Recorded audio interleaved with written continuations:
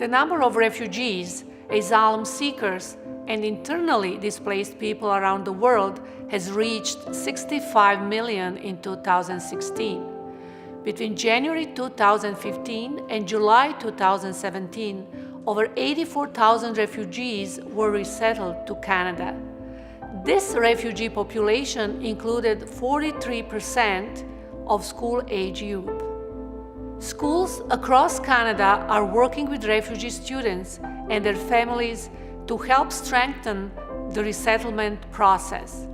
Canadian K-12 schools have never received such a high influx of refugees as they have in the last 2 years. This new influx of refugee students disrupted teaching, learning, and settlement, generating new educational debates and opportunities in Canada. To find out what we do know about refugee student education in Canada, our research team conducted a scoping review of Canadian academic literature and educational policy between 1997 and 2017.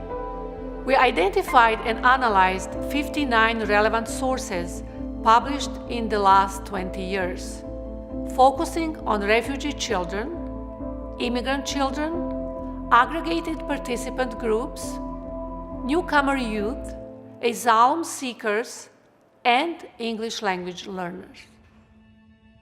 Academic challenges encountered by refugee students include a lack of comprehensive programs, stigmatization of English as second language learners, disrupted schooling, and skills assessment tests.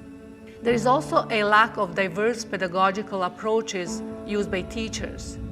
Students reported that the few teachers who included intensive language instruction and differentiated their instruction helped student learning significantly. Students also noted that the difference in pedagogy between their old school and the new school was a big challenge. The results of the literature review demonstrated a lack of instructional data on educating refugee students in the Canadian classroom.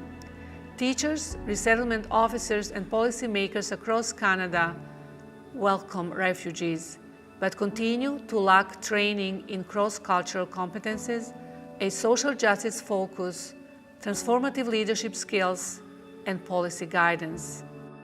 As a mother of 2 immigrant children, my major concern has been their academic, physical, and mental well-being, because my son encountered discrimination, and he was verbally and physically bullied during his initial months in Canadian school.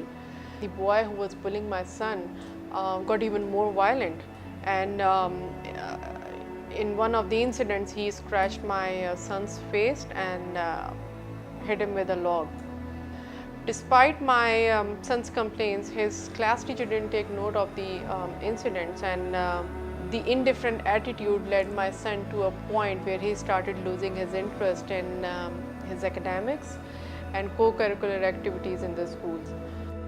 Teachers' discriminatory attitudes and psychological isolation of refugee students jeopardize refugee students' self-esteem, social competence, and academic achievements, hindering the students' social, economic, and political integration in Canadian society. Some teaching and learning strategies that were found to be beneficial to refugee students include allowing students to share their refugee story. Multicultural story share is a great way for students to express themselves, gain a sense of belonging, and build friendship networks with the classmates. Understanding the context and the backgrounds of where these students are coming from. So, for instance, if a student hears a bell and they kind of freeze up, understanding why that might be. Maybe they went through living in war zones or hearing bombings or things like that, like really tough things that a lot of the students have gone through in their lives. So having a little more understanding.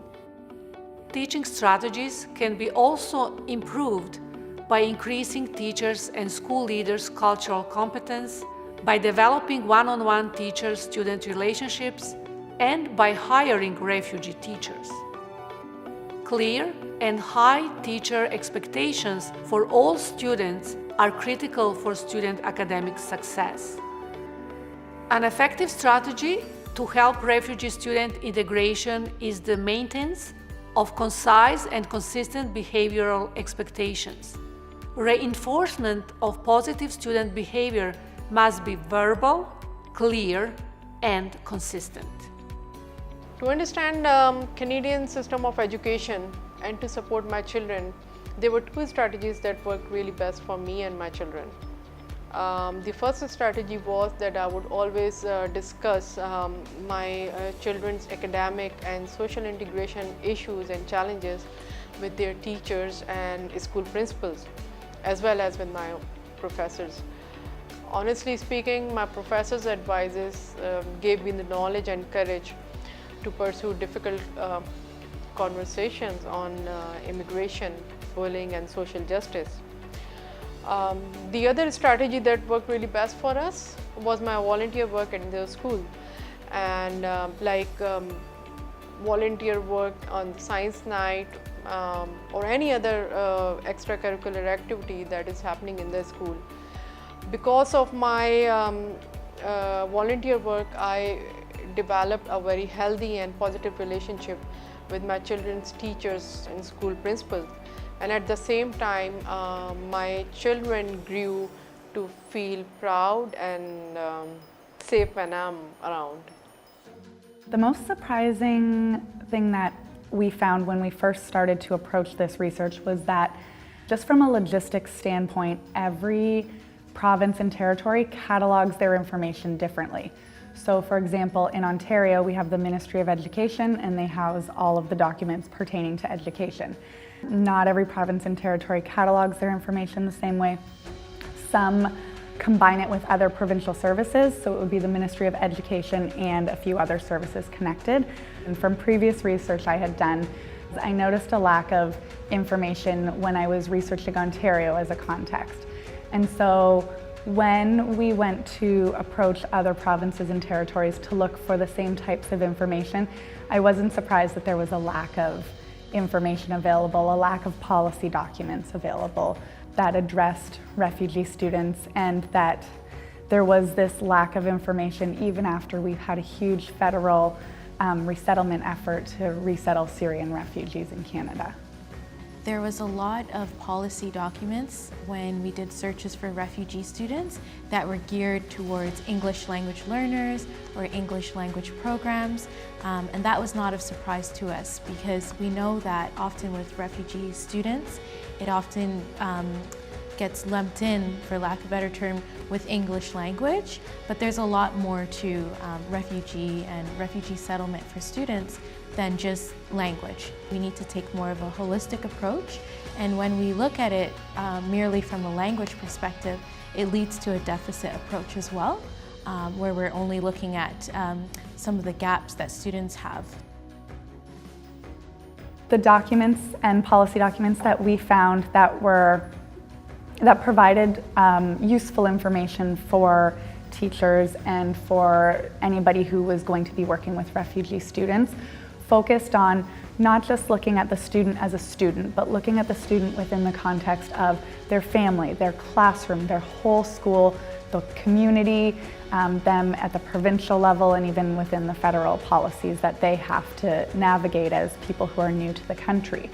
And so really taking in that context was important, and then developing partnerships and working in a partnership to approach refugee students was equally as important. So not just focusing on that student as an academic being who needs to achieve certain curriculum expectations, but also looking at the mental health and well-being of that student, looking at how can the family help support that student, what community resources are available, and what partnerships you can access.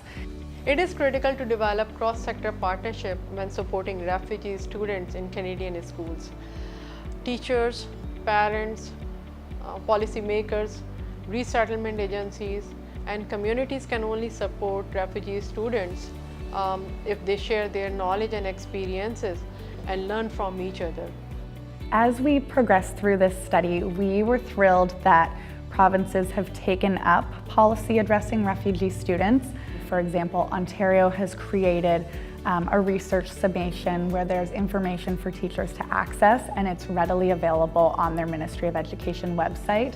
And there were policies across several provinces that are known to take in refugee students in higher amounts.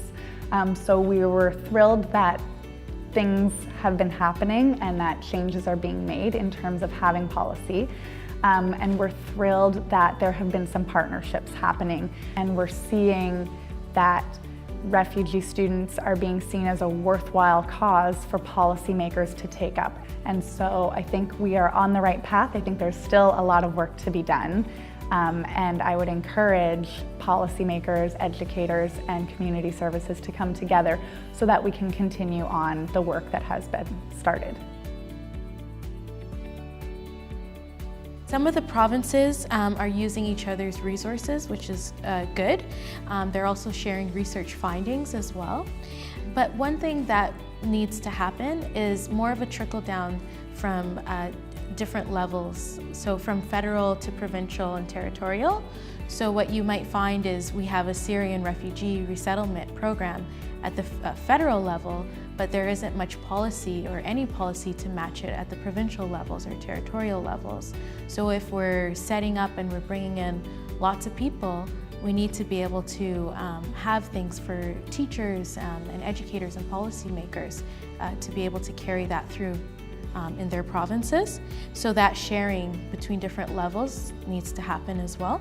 So what that might look like is archiving research documents, archiving policy documents onto websites, because what we found was it's very difficult to find some of the existing documents because they're not properly tagged on different ministries' websites, and it needs to be readable text as well. Open access to policy documents is also very, very important. So again, access, being able to find a policy document in Manitoba, if you're in Ontario, that's all very important for policymakers and educators and people in the field.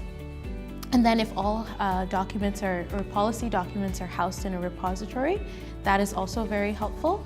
Being able to also have education policy documents and then community resources as well. Manitoba does a bit of that too. So being able to have community-based research reports and have that available for educators too when it comes to refugee students, resettlement, settlement, that's very, very helpful as well. So not only from the educational policy side, but the schools, the teachers, the families, the community members, a very holistic community-based approach. The benefits of international collaborations are enormous, and researchers, educators, policymakers and other educational stakeholders can learn a great deal from each other by sharing their local personal and professional experiences and ideas. So international collaboration is a concept which is getting momentum, and there is nothing like collaborating internationally, globally, to share our experiences and our knowledge. Let's work together.